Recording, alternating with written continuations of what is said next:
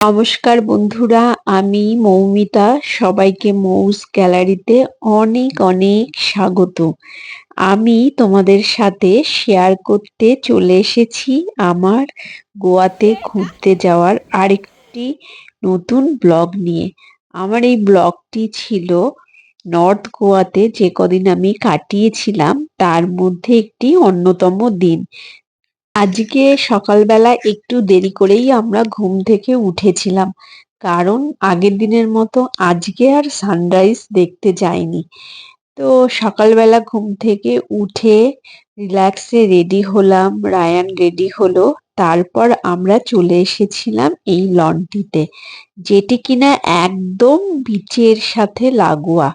এখানেই মনে হয় অনেকটা সময় কাটিয়ে দিই, অন্য কোথাও আর যাওয়ার দরকার নেই। আর তবে এখান থেকে রায়ানও যেতে চাইছিল না, কিন্তু আমাদের আবার ব্রেকফাস্ট করতে হতো এবং ব্রেকফাস্টের টাইম ছিল 10টার মধ্যে।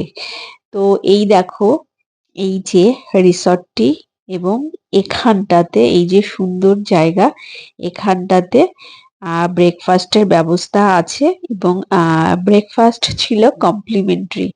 তবে অন্য অন্য জায়গায় যেমন ব্রেকফাস্টের অনেক আইটেম থাকে, এখানে এতটা ছিল না। ঠিক আছে, চলে যাক।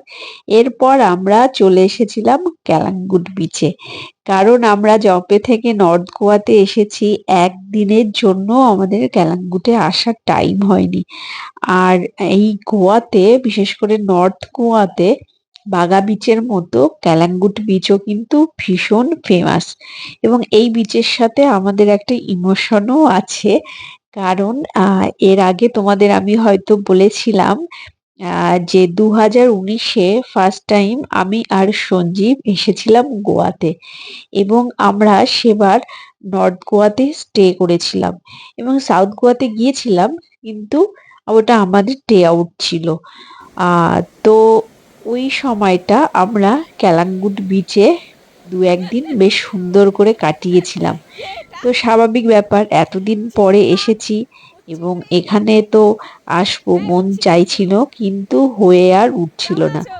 তো প্ল্যান করে রেখেছিলাম যে আজকে কিন্তু এই বিচেই আমরা দুপুরবেলাটা কাটাবো। তো সেই মতে এখানেই আজকে দুপুরবেলা কাটিয়েছি। আর সমুদ্র, আর রায়ান, ও সমুদ্রে নামবে না, এটা আবার হয় নাকি? তো আজকে শুধু ওরা নয়, সঞ্জীবও নেমেছিল, এবং আমি আর বাদ যাই কেন, শেষের দিনে, অর্থাৎ মানে কাল আমরা চলে যাব। তো আজকের দিনটাই বাকি, এই কারণে আমিও নেমেছিলাম। কারণ বলা হয় বছরে একবার সমুদ্রে স্নান করা নাকি ভালো।